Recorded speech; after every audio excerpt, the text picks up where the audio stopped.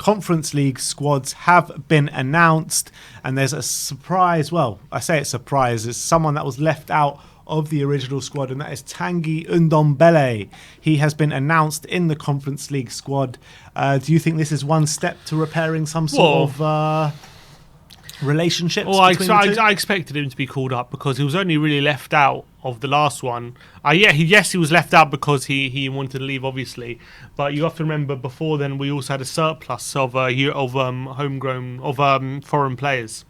Yeah, and so he left Aurier out, but he left people like Sissoko in. So I always assumed once Sissoko had left, he was always going to be back in the squad. But yeah, I think it's important he's back in the squad, and I think as well with Ndombele, at the moment, this is probably the competition he's going to see the most game time until he proves himself and Nuno that he's committed to the cause. He's not going to be put in straight away in the Premier League for now. We know that. Dele, Skip and Højbjerg that are our three to choose from right now. They're the ones working really hard, and it's on Ndombele to fight for his place. How many times have we heard that?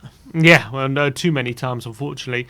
So it's important that he's back in the squad and that he's available, and he needs to take these games seriously.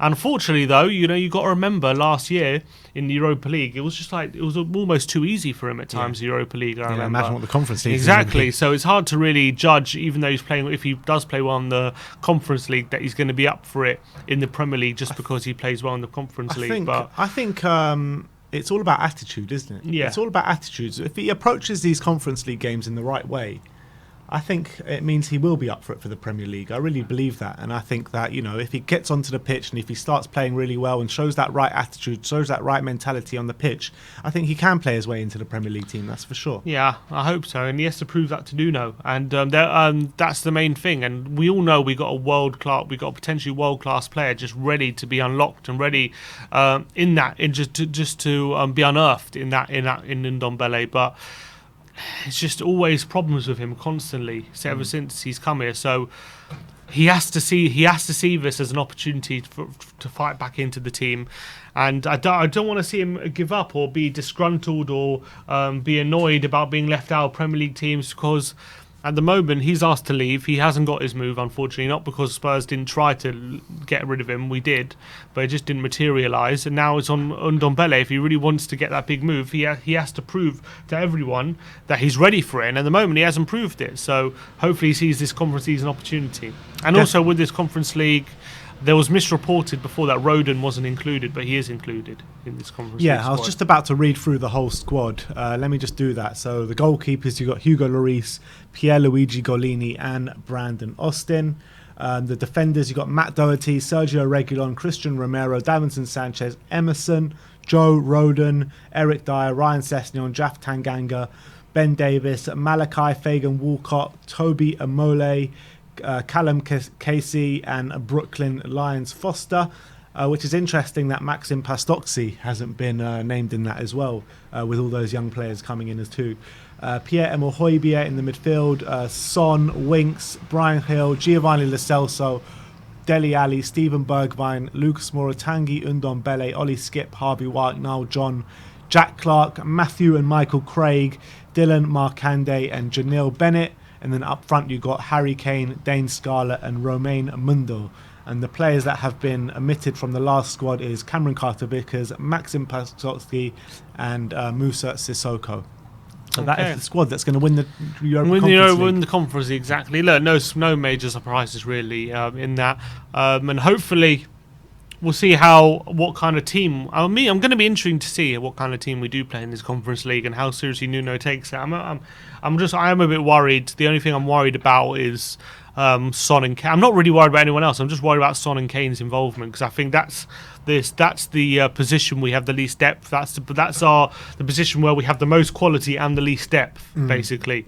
And that's what I'm worried about, them getting too much game time and not focusing on the Premier League. And I'm even in the group stages, I'm worried about it.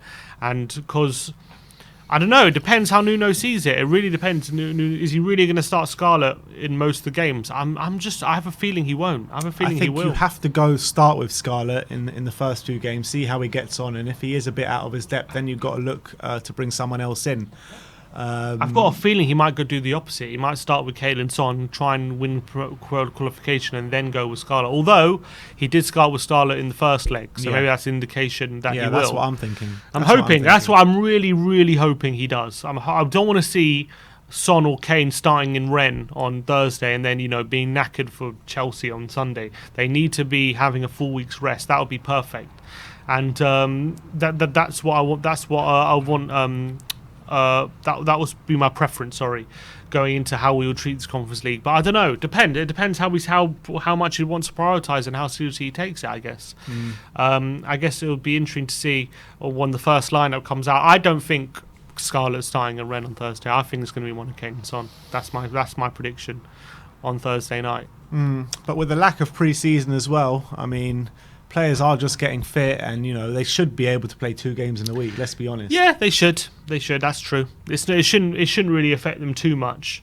And the travel time is not exactly mad. They're going to France. Yeah.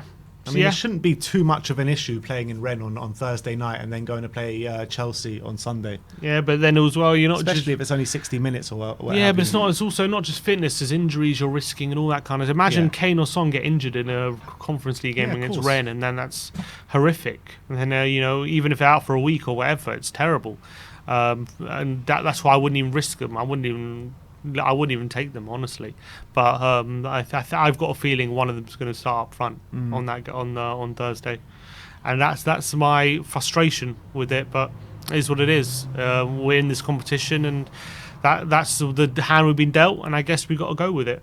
I think we'll play like a sort of Carabao Cup, early round Carabao Cup team, to be honest. That's what I think we'll play. I hope we play Scarlett. If I was picking a team, I'll play Scarlett. I think we will play Scarlett. I think we're going to start off with Scarlett in the first few games, and if we get negative results and it doesn't look like he's doing that well, then maybe change it up then. But I think we got to start with Scarlett. I've got a feeling the way how Scarlett was so anonymous in that Pacos game might have influenced Nuno that maybe he's not quite ready yet. It's only one game. I think and we need to bide our time with him. And these Conference League games, Nuno said it himself, we need to use this competition to blood in the youth. So hopefully he does do that. Yeah, but you can. It's true. Okay, we'll see. I'm hoping that's how he does it. Yeah, we've got a few super chats. Kev Williams saying, "Hi Ben, hi Sim. There's talk Son is injured for weeks." I mean, they're just saying right now. There's news coming out from the KFA saying that it's just precautionary. So let's hope that's the facts. Hugh Ritzema Carter says, "Wish they'd scrap international qualifiers and make the World Cup and Euros for all countries and knock out from the beginning of the tournament. It is possible." I mean, how many countries are there? How can they do that? To do what? Sorry. He's saying scrap all qualifiers and just you put every single country. Oh yeah, that'd be crazy. Although Wenger had I think a good idea in terms of for the qualifying process. I think the days of qualifying taking 2 years for each tournament should be scrapped, and it should just be very concentrated periods of qualification, where it's like mini tournaments to qualify, and then you qualify for the tournament instead of it being spread out. Because I think people are getting sick of all these qualifiers being spread out. So you're saying international tournament 1 year, qualifying the next year. International tournament 1 year, qualifying like summer on summer. Yeah, on summer. basically. But then the players don't get any break. Or maybe just concentrated in the middle of the season somehow, and some do it some other way instead of this way. What they're doing for the Qatari World Cup? What are they doing for the Qatari World Cup? Stopping the season for 2 months in December. Maybe not that long, but maybe for a few weeks, and do it that way or something. Wouldn't like that. Put a lot of strain on the players though? Maybe. Because they're having an intense season, stopping the season halfway through, and then having like an intense tournament. I'm not sure. I'm not exactly sure what his idea was, but I know his idea generally was to have a more concentrated qualification process to prevent the qualification spreading over 2 years. All right. Well, we'll see how it plays out. But